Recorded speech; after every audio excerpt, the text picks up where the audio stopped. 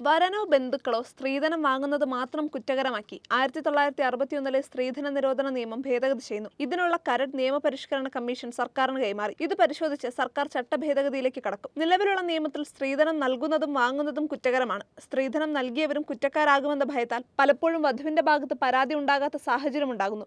ഇതിനാലാണ് സ്ത്രീധനം വാങ്ങുന്നത് മാത്രം കുറ്റകരമാക്കി ഭേദഗതി ചെയ്യുന്നത്. നിലവിൽ സ്ത്രീധനം കൊടുക്കുന്നതും വാങ്ങുന്നതും 5 വർഷത്തിൽ കുറയാത്ത തടവും 15,000 രൂപയോ സ്ത്രീധനത്തിന്റെ മൂല്യമോ ഏതാണോ വലുത് അത്രയും പിഴയും ലഭിക്കാവുന്ന കുറ്റമാണ്. ഭേദഗതി വരുമ്പോൾ സ്ത്രീധനം വാങ്ങുന്നത് 3 വർഷത്തിൽ കുറയാതെ 7 വർഷം വരെ തടവ് ലഭിക്കാവുന്ന കുറ്റമാകും.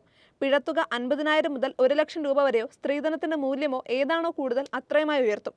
നേരിട്ടോ അല്ലാതെയോ സ്ത്രീധനം ആവശ്യപ്പെടുന്നത് 6 മാസം മുതൽ 2 വർഷം വരെ തടവും 10,000 രൂപ പിഴയും ലഭിക്കാവുന്ന കുറ്റമാണ്. ഭേദഗതിയിലൂടെ അത് 6 മാസം മുതൽ 2 വർഷം വരെ തടവിനൊപ്പം 50,000 രൂപ പിഴയായും ഉയർത്തി. ഗാർഹിക പീഡനവും സ്ത്രീധന നിരോധന നിയമത്തിന്റെ പരിധിയിൽ കൊണ്ടുവരും. ഇതിനായി നിയമത്തിൽ പുതിയ വ്യവസ്ഥ കമ്മീഷൻ നിർദ്ദേശിക്കുന്നു. വിവാഹശേഷം സ്ത്രീധനത്തിന്റെ പേരിൽ ഭർത്താവ് നേരിട്ടോ അല്ലാതെയോ ഭാര്യയെ മാനസികമായോ ശാരീരികമായോ പീഡിപ്പിക്കുകയോ ഭാര്യ എന്ന നിലയിൽ ഏതെങ്കിലും അവകാശങ്ങൾ നിഷേധിക്കുകയോ ചെയ്താൽ 2 വർഷം വരെ തടവും 25,000 രൂപ പിഴയുമാണ് നിർദ്ദേശിക്കുന്നത്.